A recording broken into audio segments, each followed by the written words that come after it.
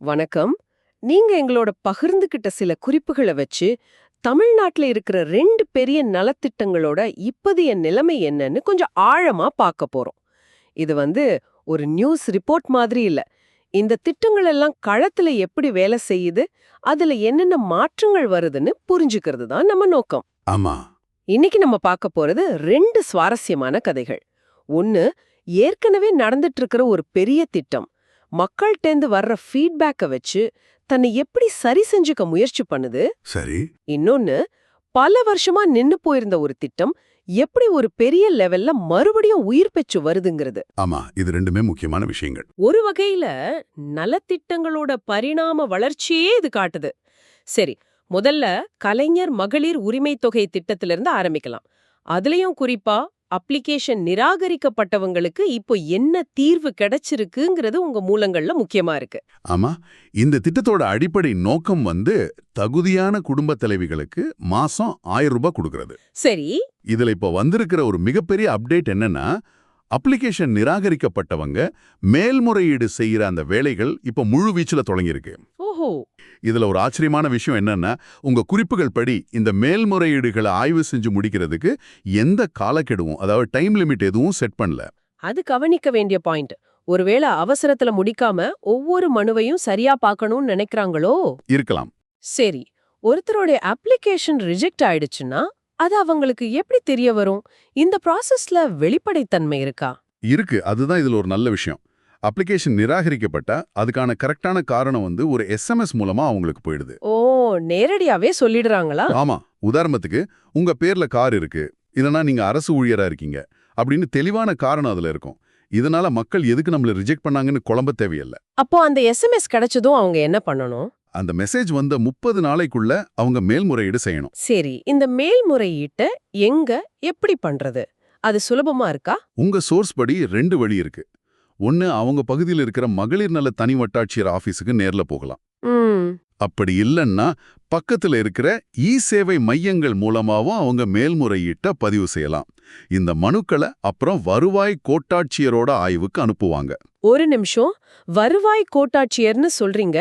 நம்ம உரையாடல கேக்குறவங்களுக்கு புரியற மாதிரி கொஞ்சம் விளக்க முடியுமா? இது வட்டாட்சியரை விட பெரிய அதிகாரியா? நிச்சயமா. சிம்பிளா சொல்லணும்னா, இது ஒரு அடுத்த கட்ட விசாரணை. வட்டாட்சியர் ஒரு தாலுகா லெவல் ஆபீசர்னா, வருவாய் கோட்டாட்சியர், அதாவது ரெவென்யூ டிவிஷனல் ஆபீசர், பல தாலுகாக்களை கொண்ட ஒரு கோட்டத்துக்கு பொறுப்பானவர். ஓஹோ, சரி சரி. அதனால உங்க மனு ஒரு புதிய உயர் அதிகாரியோட பார்வைக்கு போகுது.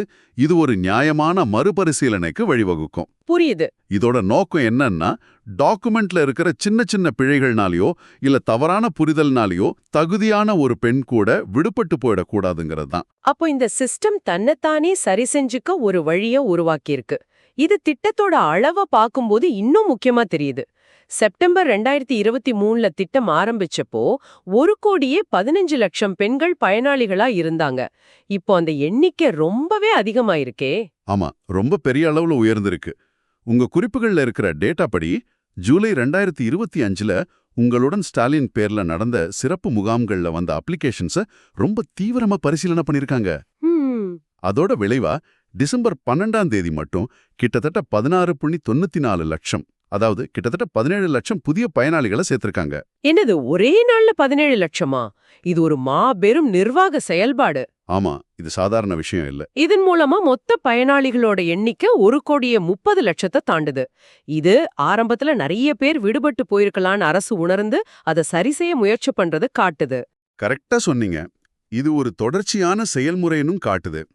ஒரு தடவை நிராகரிச்சுட்டா அது நிரந்தரம் இல்ல. ஆமா. முதல் 2 கட்டங்கள்ல நிராகரிக்கப்பட்டவங்க கூட மறுபடியும் கவர்மெண்ட் வெப்சைட்லயோ இல்ல சேவை மையம் மூலமாவோ அப்ளை பண்ணலான்னு ஒரு புதிய வாய்ப்பும் கொடுத்திருக்காங்க. அப்போ இந்த திட்டம் ஒரு கல்லுல செதுக்கின சிலை மாதிரி இல்லாம தேவைக்கேற்ப தன்னை மாத்திக்கிற ஒரு உயிருள்ள அமைப்பா செயல்படுது. மிக சரியா சொன்னீங்க. ஆக, மகளிர் உரிமை திட்டத்தை பொறுத்த வரைக்கும் அதோட கதை நிகழ்நேரத்துல திருத்தங்களையும் சேர்த்தல்களையும் செய்யறது பத்தினது. இப்போ உங்க சோர்ஸ்ல இருக்கிற 2வது முக்கியமான விஷயத்துக்கு வருவோம். சரி. இது முற்றிலும் வேற ஒரு கதை. இது திருத்தம் பத்தினது இல்ல, பல வருஷமா கைவிடப்பட்டிருந்த ஒரு திட்டத்தை மறுபடியும் உயிர்ப்பிச்சு முன்னாடி இருந்ததை விட பெரிய அளவுல கொண்டு வரது பத்தினது. மாணவர்களுக்கான இலவச லேப்டாப் திட்டம். ஆமா. இது 2019 வரைக்கும் அதிமுக ஆட்சியில செயல்பாட்டுல இருந்து அப்புறம் பல காரணங்களுக்காக நிறுத்தப்பட்டுச்சு. ம். இப்போ 2025-26 நிதியாண்டுக்கான பட்ஜெட்ல இந்த திட்டத்தை மறுபடியும் ஆரம்பிக்கிறதுக்காக மட்டுமே 2000 கோடி ரூபாய் ஒதுக்கியிருக்காங்க. 2000 கோடியா? இது ஒரு பெரிய நிதி ஒதுக்கீடு. ஆமா.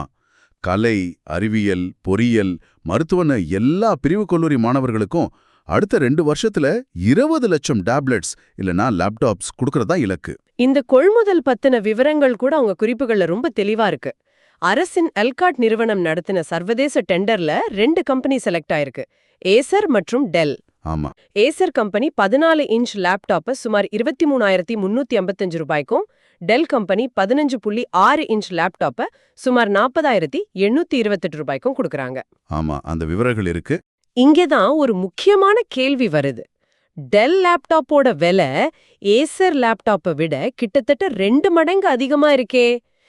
ஏன் ஒரே மாதிரி லேப்டாப் வாங்காம இப்படி 2 வெவ்வேறு விலை, வெவ்வேறு திறன் கொண்ட மாடல்களை அரசு வாங்குது? இது ஒரு நல்ல கேள்வி. ஒருவேளை இன்ஜினியரிங் மாதிரி படிப்புகளுக்கு அதிக திறன் கொண்ட லேப்டாப்பும், ஆர்ட்ஸ் பிரிவு மாணவர்களுக்கு அடிப்படை தேவைக்கான லேப்டாப்பும் கொடுக்கலான்னு ஒரு நோக்கம் இருக்குமா? உங்க மூலங்கள் இது பத்தி ஏதாவது சொல்லுதா? இது ஒரு மிக நுட்பமான கேள்வி. உங்க மூலங்கள்ல இதுக்கான நேரடியான விளக்கம் இல்ல, ஆனா 2 வெவ்வேறு மாடல்களை வாங்குறதே ஒரு திட்டமிட்ட முடிவை காட்டுது. ஆமா. நீங்க சொல்றது போல ஒரு அளவு எல்லாருக்கும் பொருந்தாதுங்கிற கொள்கையை இது காட்டுது. கிராஃபிக்ஸ், புரோகிராமிங் மாதிரி அதிக செயல்திறன் தேவைப்படுற இன்ஜினியரிங் மாணவர்களுக்கு டெல் மாதிரி உயர் ரக மாடல்களும், சரி, பொதுவான பயன்பாட்டுக்கு ஏசர் மாடல்களும் ஒதுக்கப்பட நிறைய வாய்ப்பு இருக்கு. இது முந்தைய திட்டத்தை விட ஒருபடி மேல போய் மாணவர்களோட உண்மையான தேவைகளை பூர்த்தி செய்யற ஒரு முயற்சியா தெரியுது. அப்படியானா முதல் கட்டமா யாருக்கு கிடைக்க போகுது? திட்டம் எப்போ ஆரம்பிக்குது? முதல் கட்டமா அரசு மற்றும் அரசு உதவி பெறும் கல்லூரிகள்ல ஃபைனல் இயர், அதுக்கு முந்தின வருஷம் பிடிக்கிற 10 லட்சம் மாணவர்களுக்கு லேப்டாப்ஸ் கொடுக்க போறாங்க. ஓ, அப்படியா? அவங்க படிப்பு முடிய போற இந்த நேரத்துல இது கிடைக்கிறது அவங்க வேலை தேடுறதுக்கும் ஹையர் ஸ்டடீஸ்க்கு தயாராகிறதுக்கும் ரொம்ப உதவியா இருக்கும். நிச்சயமா. திட்டத்தோட தொடக்க விழா வர்ற ஜனவரி 5, 2026ல நடக்கணும் உங்க குறிப்புகள் சொல்லுது. இங்கதான் கதையில ஒரு பெரிய ட்விஸ்ட் வருது. பொதுவா இந்த மாதிரி திட்டங்கள் எல்லாம் அரசு காலேஜோட நின்னுடும். ஆனா இந்த திட்டம் பிரைவேட் காலேஜ் மாணவர்களுக்கும் வரலான்னு உங்க சோர்ஸ் சொல்லுது. இது ஒரு பெரிய பாலிசி மாற்றமா இருக்குமே. ஆமா, ஆனா எல்லாருக்கும் இல்ல. இது ஒரு குறிப்பிட்ட இலக்க நோக்கிய விரிவாக்கம். எப்படின்னு கொஞ்சம் சொல்லுங்க. அரசின் புதுமை பெண் இல்லனா தமிழ் புதல்வன் மாதிரி திட்டங்கள் கீழே மாசம் 1000 ரூபாய் உதவித்தொகை வாங்குறாங்க இல்லையா? ஆமா. அப்படி வாங்கிட்டு பிரைவேட் காலேஜ்ல படிக்கிற மாணவர்களுக்கும் இந்த இலவச லேப்டாப் திட்டத்தை விரிவுபடுத்தலாமான்னு அரசு ஆலோசிச்சுட்டு இருக்கு. இது ஒரு புத்திசாலித்தனமான மூவ்.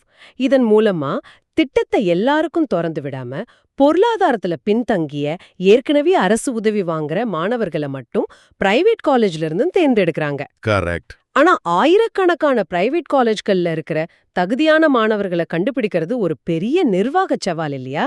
நிச்சயமா. அதுக்கான வேலைகள் ஏற்கனவே ஆரம்பிச்சிடுச்சு. உயர்கல்வித்துறை இந்த மாதிரி உதவித்தொகை வாங்குற மாணவர்கள் எத்தனை பேர் பிரைவேட் காலேஜ்ல படிக்கிறாங்க, அவங்களுக்கு லேப்டாப் கொடுக்க எவ்வளவு செலவாகும்னு டேட்டா கலெக்ட் பண்ணிட்டு இருக்காங்க. ஓஹோ. இந்த கணக்கெடுப்பு முடிஞ்சதும் இதுக்கான அரசாணை வெளியாகும்னு எதிர்பார்க்கலாம். இது ஒரு மாணவர் அரசு நிறுவனத்துல படிச்சாலும் சரி, தனியார் நிறுவனத்துல படிச்சாலும் சரி, அவங்களோட பொருளாதார தேவையை வச்சு அரசு உதவணுங்கிற ஒரு பரந்த பார்வைக்கு மாறுறத காட்டுது. ஆக நீங்க பகிர்ந்துகிட்ட இந்த தகவல்களை எல்லாம் தொகுத்து பார்க்கும்போது 2 வித்தியாசமான ஆனா முக்கியமான அணுகுமுறைகள் தெரியுது. ஒரு பக்கம் மகளிர் உரிமை திட்டம் களத்திலிருந்து வர கருத்துக்கள் அடிப்படையில தன்னை தொடர்ந்து சரி செஞ்சுக்குது. மறுபக்கம் லேப்டாப் திட்டம் ஒரு பழைய வாக்குறுதியை புதுப்பிச்சு புதிய டேட்டாவை வச்சு இன்னும் விரிவானதாகவும் நுட்பமானதாகவும் மறுபடியும் கொண்டு வரப்படுது. சரியா சொன்னீங்க. 2 திட்டங்கள்லயுமே டேட்டாவோட முக்கியத்துவத்தை நம்மால பார்க்க முடியுது. மகளிர் திட்டத்துல ரிஜெக்ட் பண்ணதுக்கான காரணத்தை எஸ்எம்எஸ்ல சொல்றது, மேல்முறையீடுகளை பதிவு செய்யறதுன்னு ஒரு குறை தீர்ப்பு அமைப்பை உருவாக்கியிருக்காங்க. ஆமா. லேப்டாப் திட்டத்துல ஒரு புதிய பிரிவினரை சேர்க்கறதுக்கு முன்னாடி அவங்க எத்தனை பேர், எவ்வளவு செலவாகும்னு துல்லியமா கணக்கிடுறாங்க. இது உணர்ச்சி பூர்வமான அறிவிப்புகளை தாண்டி ஒரு திட்டமிட்ட செயல்பாட்டை காட்டுது. இத கேக்குற உங்களுக்கு இந்த அரசு நலத்திட்டங்கள் வெறும் பேப்பர்ல இருந்து களத்துல எப்படி செயல்படுத்தப்படுது, காலப்போக்குல அது எப்படி பரிணாமம் அடையுதுன்னு ஒரு தெளிவான சித்திரம் கிடைச்சிருக்கும்னு நம்புறோம். நிறைவா ஒரு கேள்வியை மட்டும் சிந்திக்கிறதுக்காக விட்டுட்டு போறேன். இந்த திட்டங்கள் பெண்களுக்கு நேரடி பணப்பலனையும் மாணவர்களுக்கு டிஜிட்டல் கருவிகளையும் கொடுக்குது. ஆமா. இந்த உடனடி பலன்களை தாண்டி யோசிச்சு பாருங்க. ஒன்னு, குடும்பங்களோட வாங்கும் சக்தியை நேரடியா அதிகரிக்குது. இன்னொன்னு, அடுத்த தலைமுறையோட டிஜிட்டல் திறனை அதிகரிக்குது. இந்த ரெண்டு வித்தியாசமான முன்னெடுப்புகளும் சேர்ந்து அடுத்த 10 வருஷத்துல தமிழ்நாட்டோட வீட்டு பொருளாதாரத்தையும் உலகளாவிய வேலை சந்தைக்கான அதோட தயாரிப்பையும் எப்படி மாற்றி அமைக்கப் போகுது? இது நாம எல்லாரும் யோசிக்க வேண்டிய ஒரு முக்கியமான கேள்வி.